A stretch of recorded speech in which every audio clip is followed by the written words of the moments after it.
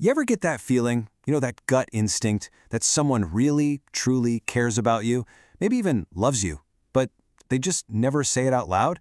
It's confusing, right? Well, it turns out you're not imagining things.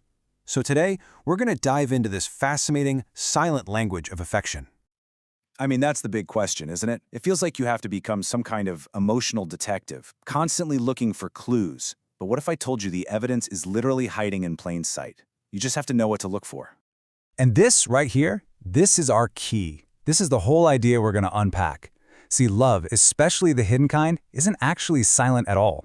It just speaks a completely different language. It talks through actions, through attention, through all these tiny little tells. So, let's learn how to translate it. All right, so our first stop is the mind. This is all about the conscious stuff, the choices someone makes about where they put their focus, their attention, and their energy. Okay, think about this for a second. Someone remembers that random story you told 3 weeks ago about your childhood dog, or they know exactly how you take your coffee without even asking. That's not just them having a good memory. No way. It's a sign that their brain has put a big, shiny, important tag on everything related to you. Basically, the mind holds on to what the heart thinks is valuable. And you know what's really cool? There's actual brain science behind this. When someone's getting emotionally attached to you, just thinking about you gives their brain a little hit of dopamine, that feel-good chemical. That process literally acts like super glue for memories, making anything associated with you stick. This leads us right to the next huge clue, prioritization. And it's really, really simple. People who see you as just an option, they give you excuses. Oh, I'm just so busy, or something came up.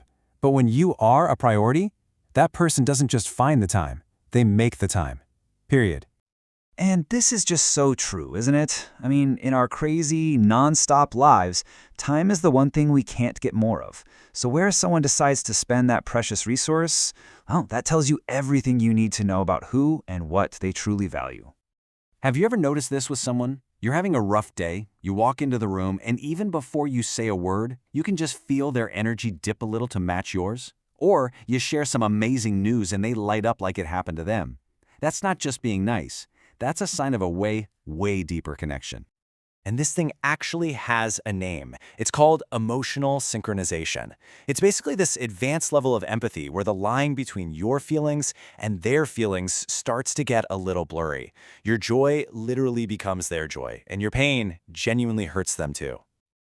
Okay, so we've looked at the conscious mind. Now let's get to the really juicy stuff, the subconscious tells, the things the body gives away without us even thinking about it. This is where the truth loves to hide. This is like rule number 1 of body language. Our bodies are brutally honest. Way before we had words, our bodies communicated what we wanted and what we were interested in. And even now, your subconscious body will physically turn itself towards the person or thing it desires most in a room. It just can't help it. So here are the clues you're looking for, like a little detective checklist. Look at their feet. Are they pointed your way, even if they're talking to someone else? In a group, are their shoulders squared up to face you?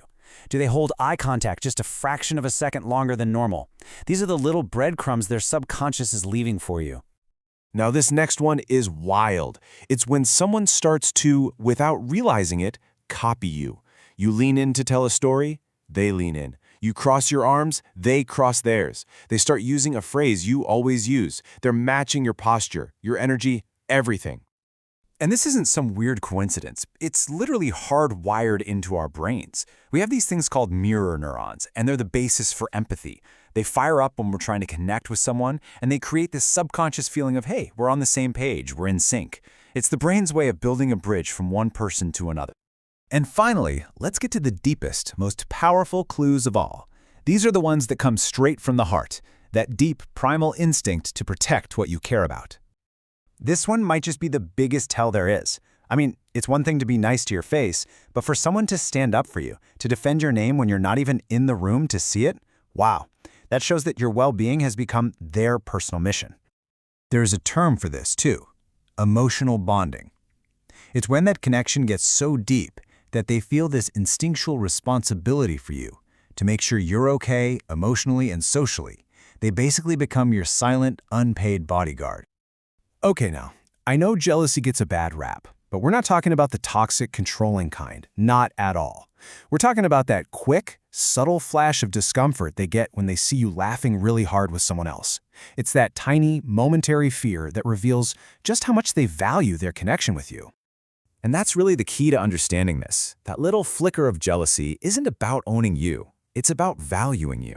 At its core, it's a deep fear of losing something, or someone they've grown to cherish. And think about it. You can't be afraid of losing something that doesn't matter to you in the first place. So as we start to wrap this up, the message is pretty clear, right? We spend so much time waiting for the big speech, the perfect confession. But the truth is, real, deep love often doesn't shout. And that's what brings it all together. It shows itself in the silence of body language, in the focused attention of the mind, and in the protective care of the heart. Those are the three languages of unspoken love we've been talking about. So I'll leave you with this one last thought.